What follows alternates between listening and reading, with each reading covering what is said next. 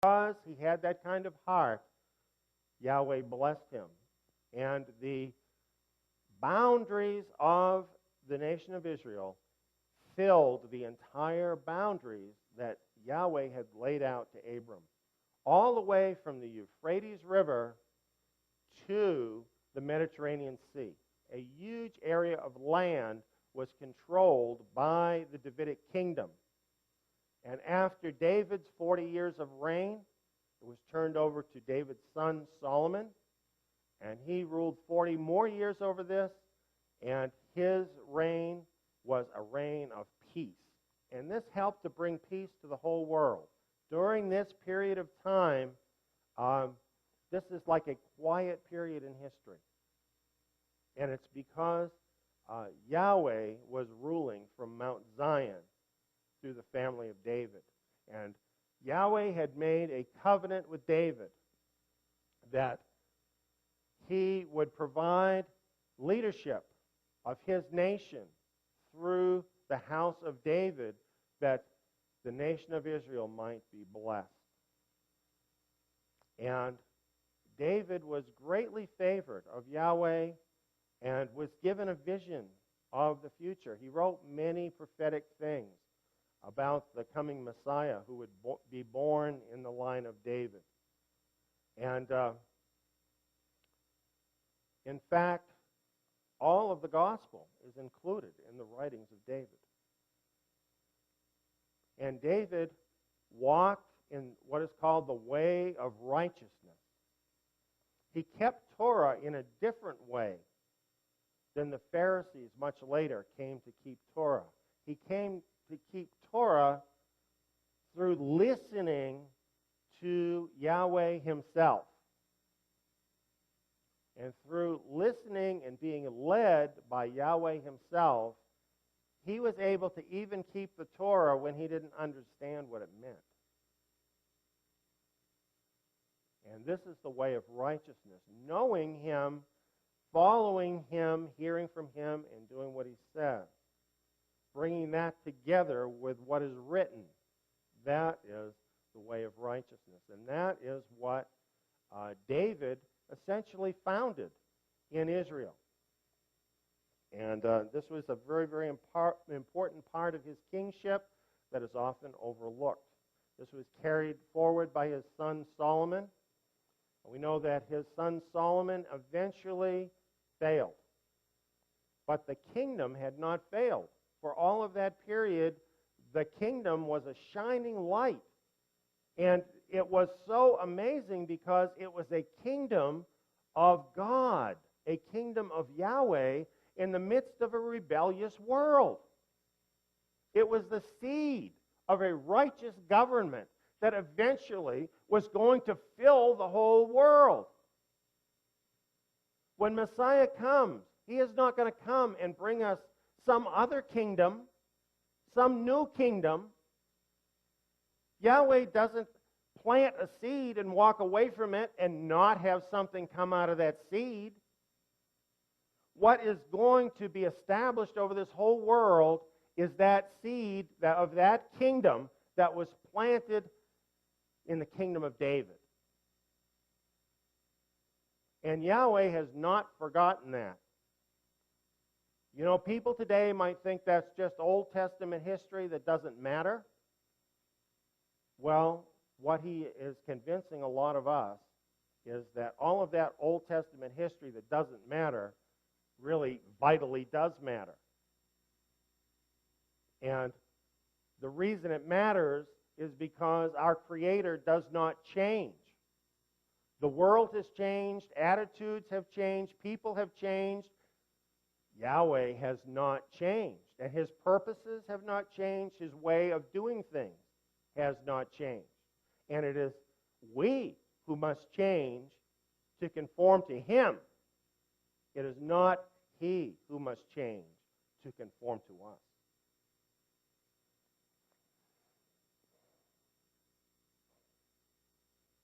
Well, all the prophets talked about the son that would be born in the line of David. And they talked about something else, too.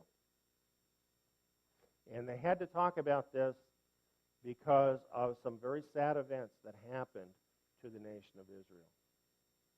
You see, after Solomon, the majority of the tribes, 10 of the tribes of Israel, decided that they didn't want to be under the leadership of the house of David anymore. They wanted to go their own way. And that's what they did. And they established their own kings. And they did not want to go up to Jerusalem to worship anymore because they were afraid.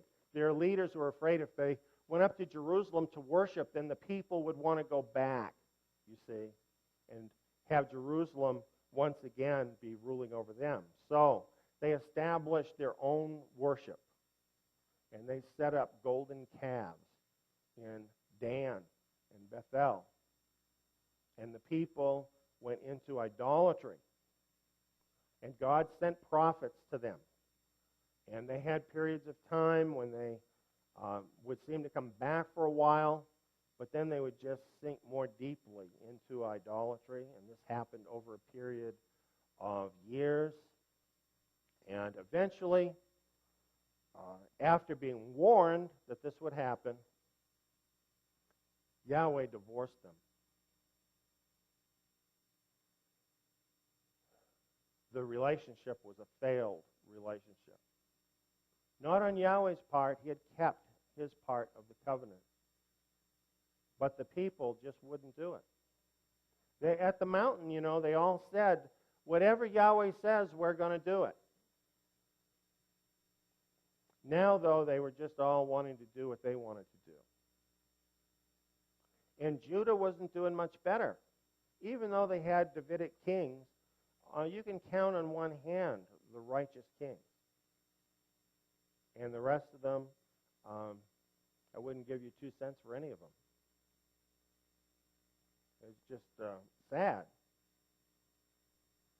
And they never got it. They never got what it meant to be a special possession. There's a responsibility that goes with that. That's what Yahweh said. There's something to live up to. And we should know that because, after all, he told them what they had to live up to, right? He said, this is what you need to do. And instead, they just wanted to go after the way the nations did things, and they took it far beyond what the nations did. They became more wicked than the nations around them. And they were so bad that eventually Yahweh said, I can't have these people representing my name. And in the book of Isaiah, in chapter 7, 8, 9, 10, 11, it's talking about what Yahweh, through Isaiah, told them would happen. That he was going to bring the Assyrians in. And they were going to be like a razor, and they were going to absolutely scrape the land clean. And they did. And they deported those 10 tribes off of the land. And they were divorced from Yahweh. They were no longer in his covenant. They were no longer a people. And they were scattered over time throughout all the countries, all the lands of the world. Not just here or there, everywhere. So that they became assimilated into all the different nations of the world. People wonder, what happened to the 10 lost tribes? The 10 lost tribes are really lost because they're not in one place altogether. They have been assimilated into countries, nations throughout the earth.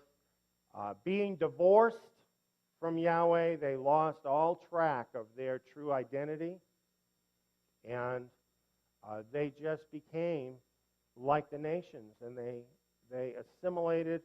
They chose the same identity as all the nations. That's what happened to them.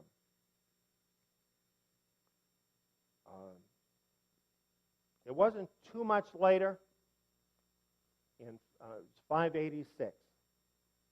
So it was a little over 100 more years, and something very similar happened to Judah. And that was that Babylon came in and destroyed Judah, Jerusalem, destroyed the temple, and Judah was deported. But Yahweh did not divorce Judah as he had divorced Israel. And so when they repented, when there was a remnant that repented and turned back, the remnant were allowed to return to the land, to rebuild the temple, and to continue to carry the torch, you might say, of his kingdom in the world. But they were never again allowed to have a Davidic king on the throne. They were always vassals from that time forward. So they never could fully represent that kingdom of Yahweh.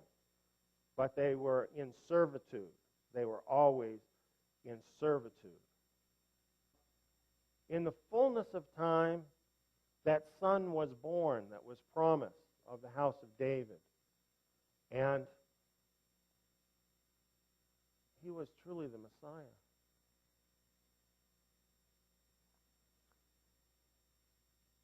Isaiah said that he would be born of a virgin and that his name would be called Emmanuel. With us is God. And the very Son of God lived with us on planet Earth. The very Son of God was born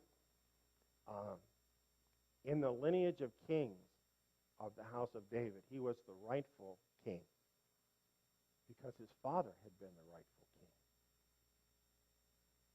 king. And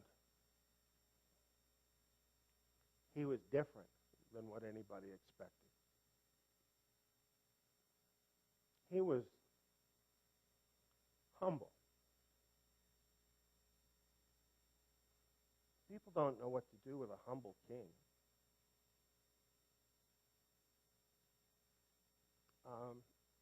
He didn't think about himself.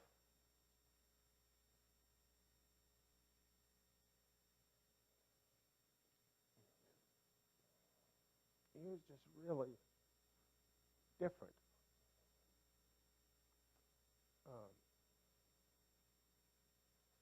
He was the kind of king I want.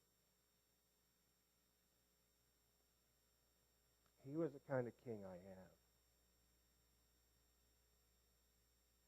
have. I'm not saying, though, that he's easy. He's not. You know he's fierce. He has the heart of a lion. He is fierce. And he is fierce for righteousness. He is fierce for his Father's name. And he's not partial. You may be his friend, he may love you.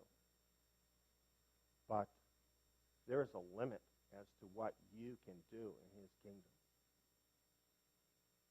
I like that. I'm getting sick of living in a world where people are allowed to do just about anything.